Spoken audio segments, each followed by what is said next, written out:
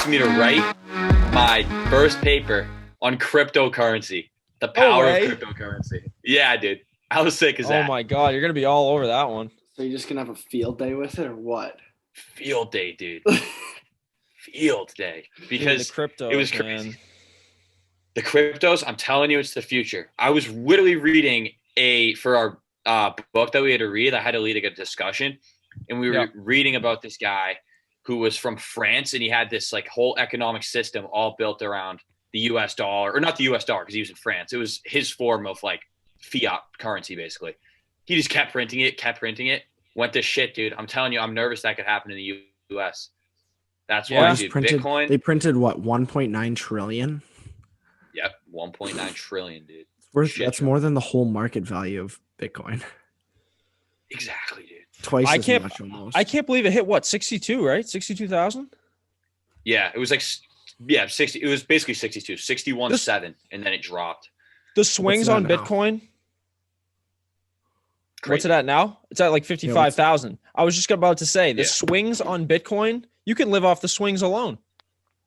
Like 100%. If you get one share of Bitcoin, never mind 2 or 3, or like someone who has, 8,000 shares of Bitcoin, but like the swings are like sometimes $10,000-$15,000 swings.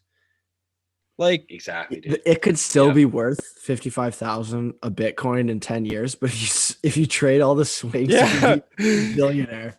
I know, right? Yeah, for real. Same with Dogecoin, dude.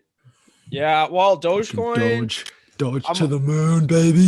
I'm a little worried about Dogecoin just because it was made as a joke in the first place. It's a meme. It's a meme. Yeah, it's literally a meme. And there's also just an insane amount in circulation. So, and there's going to be more. Your boy Joey Swole loves that, Joey. Oh, God, Joey Swole. Oh, I'll never forget that. That's a crazy. Thanks for reminding me. All right, let's. What is the whole Joey Swole story? Hold on. Before we get into it, what is the whole Joey Swole story? Yeah. The Joey Swole story. So when I first started Underdog 2 years ago, I was reaching out to everybody under the sun. And when I mean everybody, I mean I'd spent hours and hours and hours every night, early morning, reaching out to people and this was one of the guys I reached out to, just like saying like, would you be interested in being an ambassador? Like stuff like that, just stuff like that. Mm-hmm. Similar to how I do things now with the podcast, like reaching out to guests and stuff. And this one, I decided to comment on a post. And he responds back somewhere along the lines of, I worked hard to get my money. Like, I don't need you brands, you little brands trying to get me to, try to mooch off of me and stuff like that. And I was like, oh, geez. All right. I guess I'll stay away from that. Damn, dude. Yeah. But anyways, here we are today. We're doing all right. So that's good stuff. Haven't taken Joey Swole on as an ambassador yet. Yeah. No, we haven't. Pretty damn good, baby. Yeah, we have not. But anyway, so we have an interesting topic today. I was talking to Dylan Collin before you hopped on, and it's a fully loaded topic. I mean, you could go a million different directions with this, and I kind of broadened the topic a little bit just to decision making. So we're going to talk about decision making today. Before it was the external factors that can affect your decision making and how that can be a detriment to your actual success. But I feel like that was too specific. So kind of stepped off a little bit and opened up to more avenues we can go down talking. So I'm going to start off and tell you guys kind of where I'm at right now.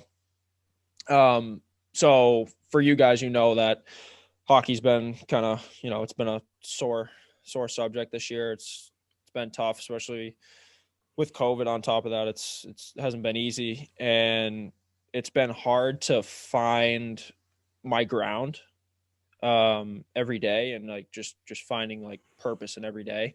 And I was telling Dylan how, sometimes the toughest part is answering my alarm in the morning, right? You get up and you hear your alarm, and I was telling him it feels like you slept 5 minutes or something like that. And that's been like a recurring theme for me lately. And I always count to 3. I just go 1, 2, 3. And I'm like, I have to get up and I have to answer that bell every single time. Every time I count to 3, I know I have to do it. It's the same thing when I'm working out. We've talked about this before, right? You're tired in a set and you gotta start your next set or start your next exercise. And for me, it's just 1, 2, 3, and I just got to do it. I have to do it.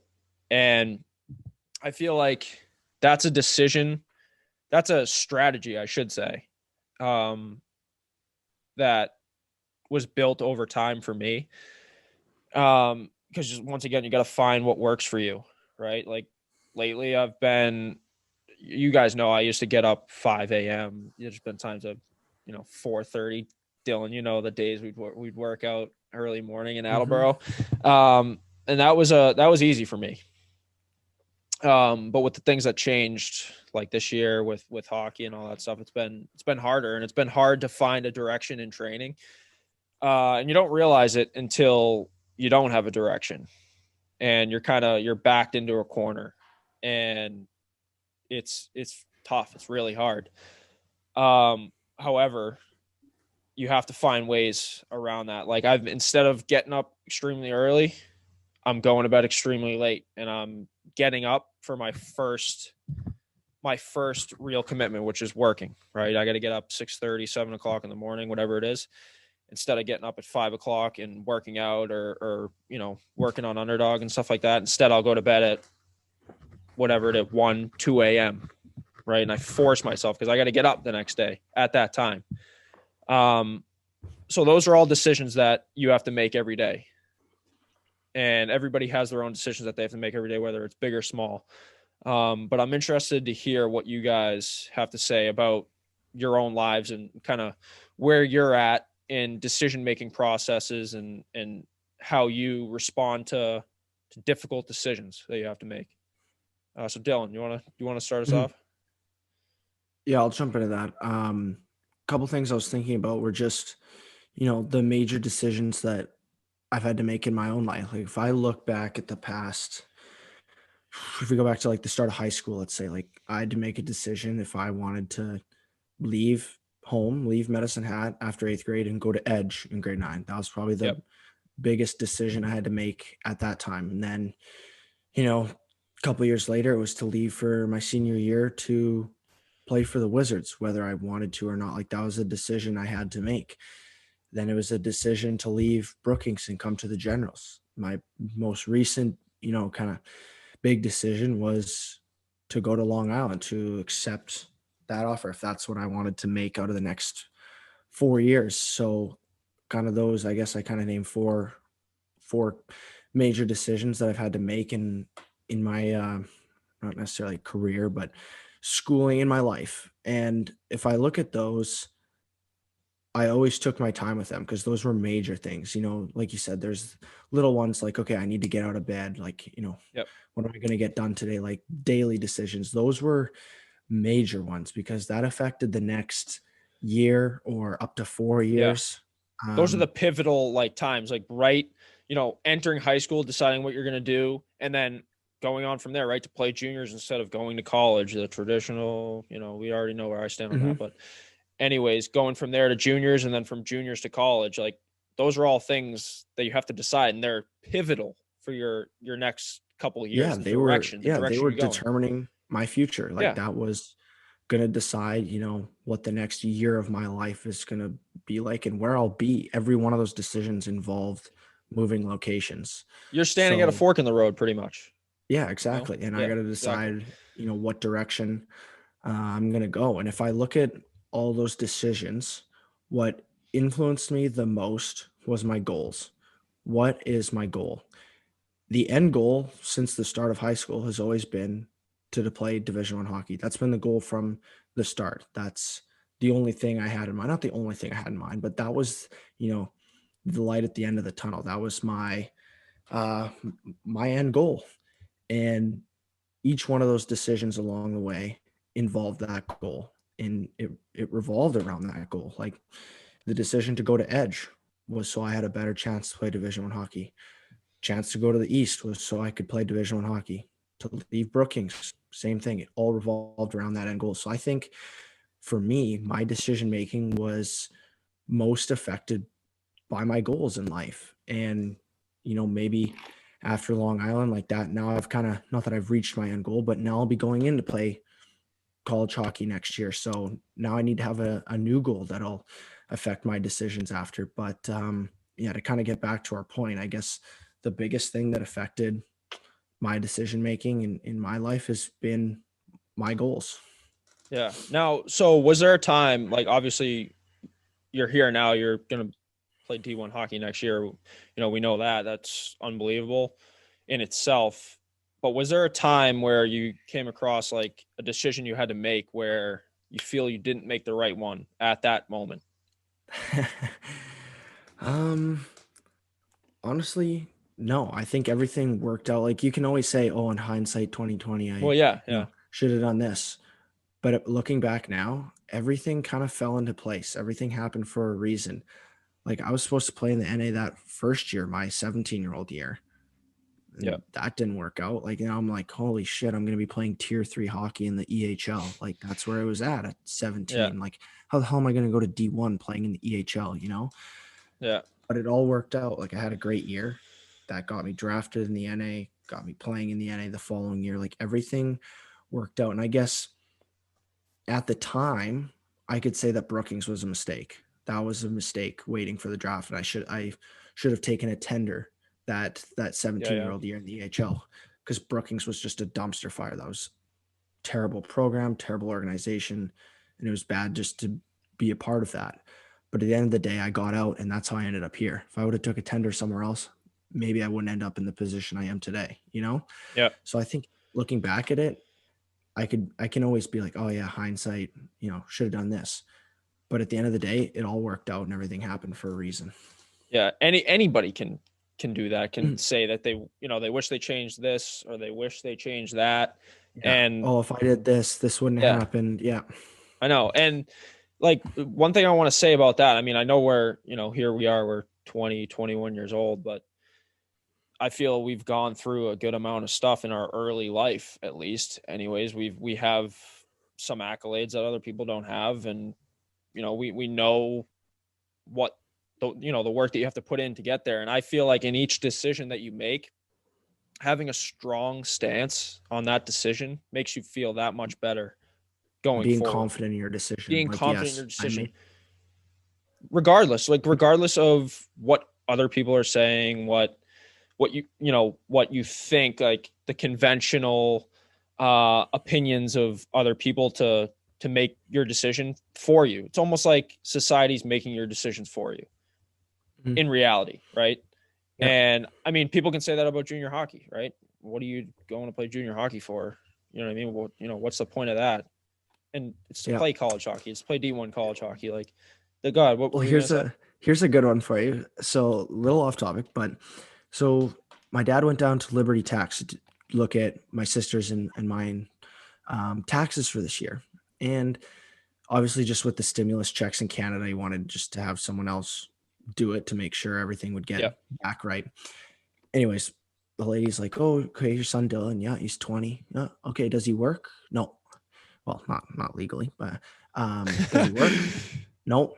Does he go to school? Nope." And the lady was just like looked at my dad like, well, what the hell does this kid do?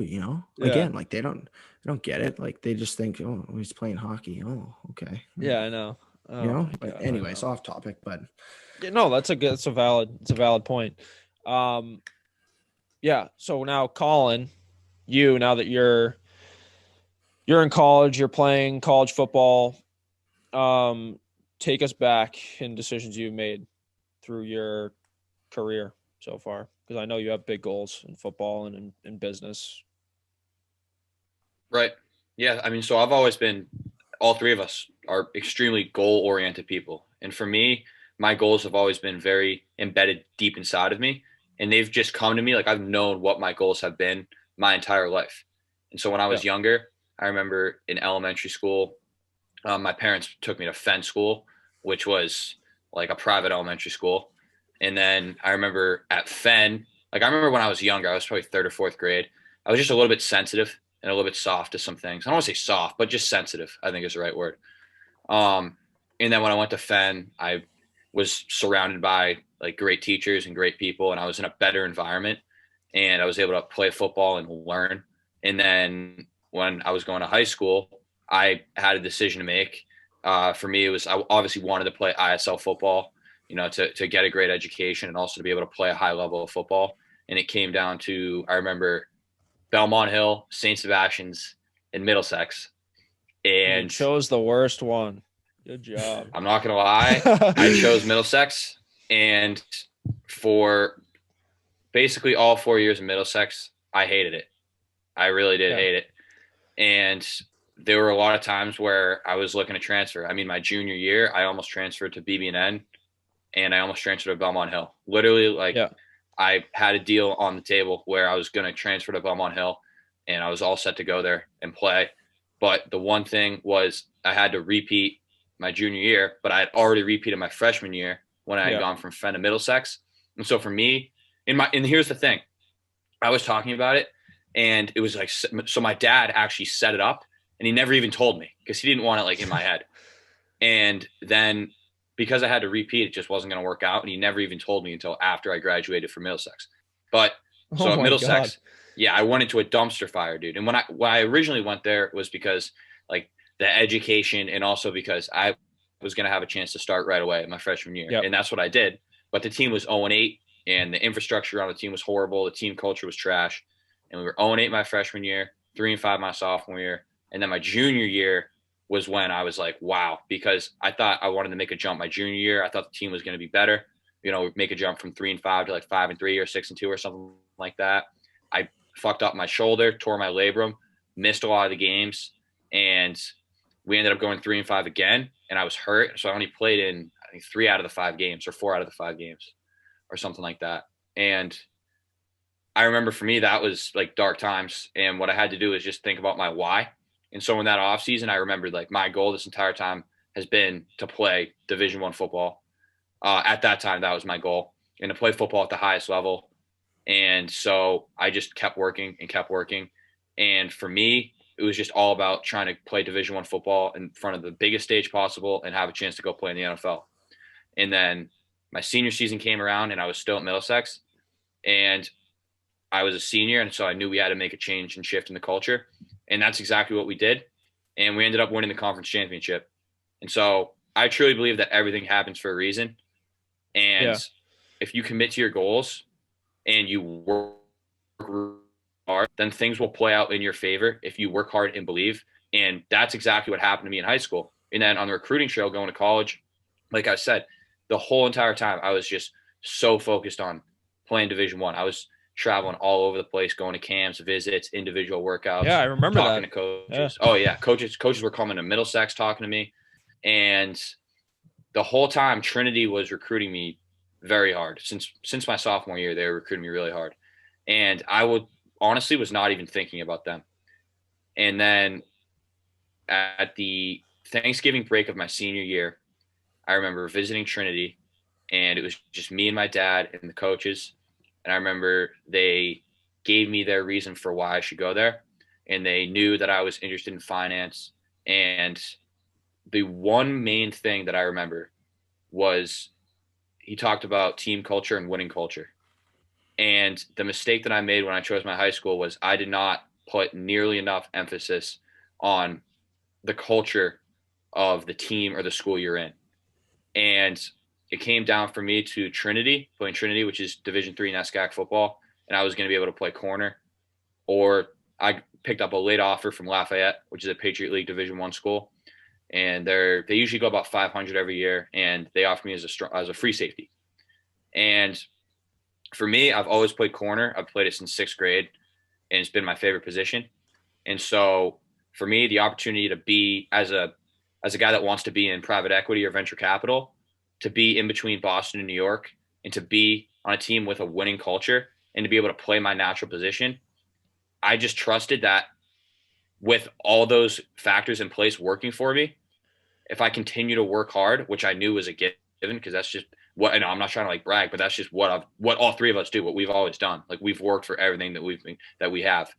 And so for me, I just knew that if I followed that process and trusted myself, then I was going to put myself in the position to be as successful as I possibly can be.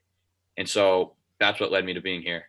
And I wouldn't change anything. I really would not change anything, because I believe everything happens for a reason, and everything that's happened to me, all the adversity I've faced, it's made me who I am today, and I'm proud of it. And it's amazing how one little change in a decision, right? Well, not a little, but if you did go to Belmont Hill or what was the other school that you said? BB9. Or BB&N, right? They might be stronger programs, but you might not have played as much. Who knows? You might not even be playing football now, right? You know what I mean? Like these are decisions that you make where you feel is right for you. And there's a lot of there are a lot of things that can sway a decision. And that's kind of what I wanted this episode to mainly be about, is how you kind of you gotta stick to you, right? What's going to be best for you. There's a lot of things that'll be best for other people, right? Whether it's family, even like people who are just supporting you in general, like your fans, your quote unquote fans, right? People who believe in you. But you gotta dig through all that, all the weeds and find what's right for you. It's like wearing a pair of sunglasses that are all fogged up, right? It's tough to see through them, but you got to see through them somehow. Might be a bad example, but it's relative. And it's the same thing. Like I've been working on with Dylan, right? We're gonna try and launch pre-workout for Underdog. And initially, I was kind of like, okay, well, from a financial standpoint, right now, where Underdog's at, it's at a good growth rate. It's not at a spot where I'm like, okay, I'm ready to really jump to the next level, but I'm willing to take those little steps to get there. Right? We're starting with a pre-workout. It's one supplement. We'll start with some samples. We're gonna, market our way through everything, and we're gonna staple ourselves as the pre-workout brand. Like that's the goal. It's the same thing that I did with clothing, right? It's hoodies. It's hoodies designed for athletes with a vision. Yeah. That's the brand. And it's like those are the decisions that you make. They're educated decisions, but they're decisions that you have to make inevitably, whether it's the big decisions or the small decisions, like getting up in the morning, like I was explaining, right? Some days it's fucking hard as hell. It's not easy. And you just got to kind of find a way through it and just know that you're confident in it. Like we said, you got to be confident in your decision. And this is what I'm talking about right now. Like I have 3 avenues, 3 different decisions or options, I should say. I need to make one decision of the 3 options for next year, what I'm doing next year. And that uncertainty of what I'm doing is affecting my everyday, right? It's affecting my path. I'm a pinball machine right now, my thoughts. So like I'm focused on one thing, then I'm also focused on the other option, right? I'm switching back and forth. And that uncertainty, it changes everything you do. Like you think it doesn't, but not having that, I mean, for 15 years now, I've been so lasered in on playing hockey. Laser, like a laser, right? Nothing else mattered. Everything was on the back burner. I had a goal and nothing was going to sway me from it. And it was so easy to do the day-to-days, right? Getting up. Shit, there were times where I'd be on family vacation in the summer. I got a 1-week membership to a 24-hour gym. Everyone would go to bed, right? We'd play our cards at the end of the night. I'd hop in my truck and go to the 24-hour gym, train 12 to 3 o'clock in the morning. I'd come home and I'd sleep until everyone woke up. I woke up and then there you go. I mean, those are the sacrifices I was willing to make. But having uncertainty and like not having the confidence in your decision, it's amazing how little things like that can change the way your body acts, how your mind acts, like your fatigue, your ability to, I guess, face the realities, right? Every day. And like, I can't wait to get to that certainty. I have to get there soon, like it weighs you down, but yeah. I mean, we've talked about mentality and just numerous times on the podcast, but just how important it is. And it really does. It does affect everything. It does. Yeah. I can't tell you how many times I'm like working out and I listen, I try everything. If something doesn't work, I change it. Right. Like even down to the music I'm listening to. Right. If I'm listening to Eminem and it's not working, Jesus, if Eminem's not working, we got a problem. But anyways, like I'll listen to speeches and stuff like that. And that stuff from people who have lived it and like they've lived the life of adversity. Like they've gone through every adversity you could think of. Like I believe in those people, which makes me believe in me. And I was listening to this one guy. He's like, you just got to get raw. You got to get raw with yourself. Right? You gotta be like, meaning, for example, like you're working out, and if you're any bit uncertain in your brain that you're not going to be able to accomplish something in that set or in that workout, it's not going to happen. It's not going to happen. You got to get raw. You got to get mad. You got to get angry, whatever it's going to take to finish whatever you're doing, whatever your goal is for that moment. And it's kind of crazy how those little things can just change your day, change a workout, whatever it is. Like one thing I've been doing recently, Dylan, I've been telling you about it, but I've been having issues with a lot of injuries lately. And it's been exhausting. It's been tiring. But every time I get tired, I drop and do 30 push-ups. And it's just like that mindset of just you got to get hardcore with yourself. Like you can't be soft. Like there's no room for soft people in this world. Will yourself through it. Yeah. Yeah, exactly. I mean, I was like listening to. Go ahead, finish. No, I was just gonna say. So like one of the things I'm deciding on doing for next year is talking to a recruiter to join the Navy and trying to be a Navy SEAL. And every time I listen to a Navy SEAL, or every time I watch a training video, every time I read a book that was written by a Navy SEAL, they all say the same thing. And it's that you can't be soft with yourself. Like you can't. Even the slightest bit of I guess doubt in yourself or anything you're doing, like it affects you, and it's going to be a domino effect. There's so many different domino effects during a day. That's why everybody says when you wake up, you got to start your day right, whatever that is. If it's reading a book, if it's doing yoga, if that's what's going to start your day right, you have to do it. If it's working out, get your adrenaline going, get your endorphins going, you have to work out. You got to start your day on the right note, and that domino effect, it's just going to keep going. Like if you start your day bad, that it's just going to keep going. It's just going to keep going like that. So those are the little decisions that you have to make. And if something isn't working, you got to change it. You got to find a way to change it, you know? Yeah. I mean, you're faced with those, like I was saying before, Joey, like the Wednesday mornings when I shoot for goalie skate, I have to get up at 6. Normally it's like 7. So that hour earlier comes quick. You're like, oh fuck, it's time to get up and go. Like, you're doubting, do I really need to go to goalie skate? I'll just sleep. And it's like, no, you got to will yourself out of bed. Like, how bad do you want it? You got to get up and do it. And yeah. And a little bit of side story for you, Dylan. I'm trying to back you up here, but like junior hockey's no joke. It's no joke on your body. And especially on top of that, most guys are working on the side, right? They have to pay for their rent to live in an apartment or live with their billets and stuff like that.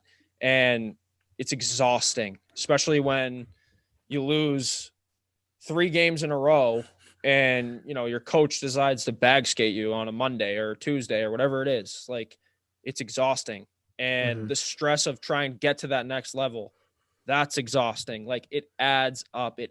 So like a 6 a.m. wake up, like I said before, it feels like you slept like nothing at all. It feels like you can close your eyes and open them up, and then there you are. Yeah. So, but continue.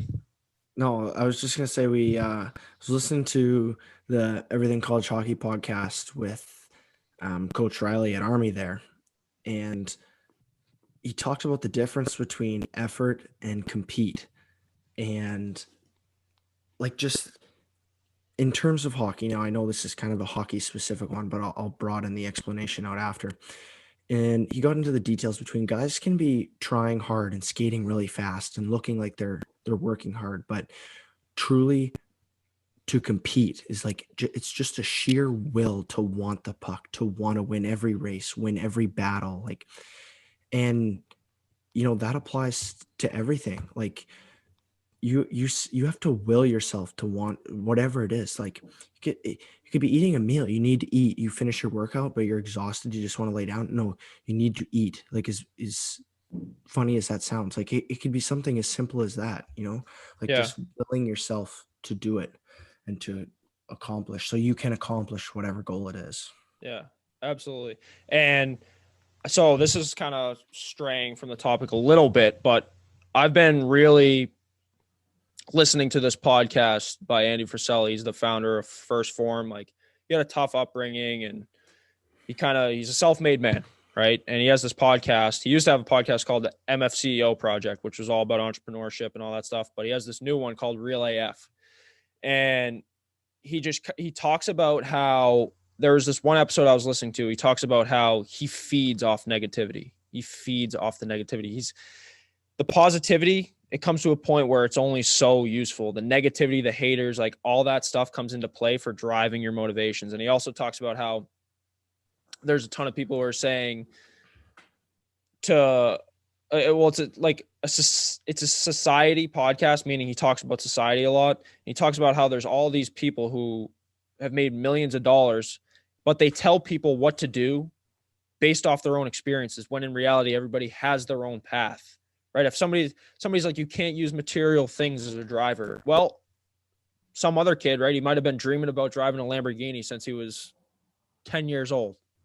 You know what I mean? So like, these are the things that you have to think about for yourself. It's the decision that you make for yourself. What's going to drive you? What's going to make you motivated every day? And that's kind of how you get there. Like, there's not much other people can tell you how to get to your goal, because it's yours, right? It's all up to you. So I was just, Joey, like you were talking about with negativity and positivity only doing so much. Right now I'm reading David Goggins' book, Can't Hurt Me, Master Your Mind, and Defy the Odds. Absolute stud. And I was listening to a podcast with him too, and he talks about visiting suffering and how visiting suffering, even if it's just 1 hour a day, just going to work out, that can callous your mind. And I know for me, when I was in high school, like when I was really trying to pursue my dreams and play football at the highest level, I remember there were a lot of kids that would like give me shit, and kids that like didn't believe in me and would openly even tell me that and try and mock me, deride me. Yep. And for me, I always used that as a motivating factor, and it made me work my fucking ass off. Don't get me wrong. But at the same time, like I did think about it like a decent amount, and I still deal with some of that now. And what I've learned from Goggins and from other successful people who have dealt with ridiculous adversity is that by visiting suffering and being at the point where you're okay with it, and then eventually even welcoming it, you're callousing your mind to where once you go through like basically not your worst nightmares, but when you go through adversity that you didn't even think you were ever going to face, and then you get through that by yourself, that calluses your mind to the point where you feel like you're fucking invincible. You know what I mean?